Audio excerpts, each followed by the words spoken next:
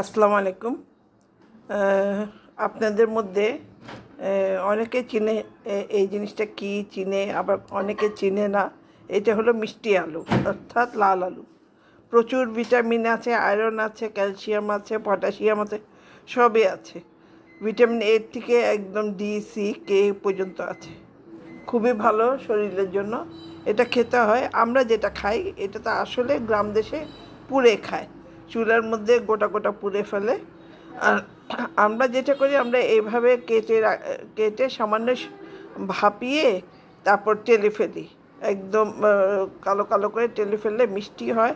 তখন চামড়াটা উঠে বা চামড়া সহ খেয়ে ফেলি, অথবা পাতলা পাতলা করে কেটে একদম চিপসের মতো ভাজি করি।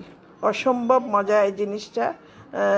আমি প্রতি বছরে নিয়ে আসি, কারণ বাচ্চাদেরকে এখন না খাওয়ালে ওরা তো কিছু জানবেও না, শিখবেও না, সেই জন্যই আনা আর কি।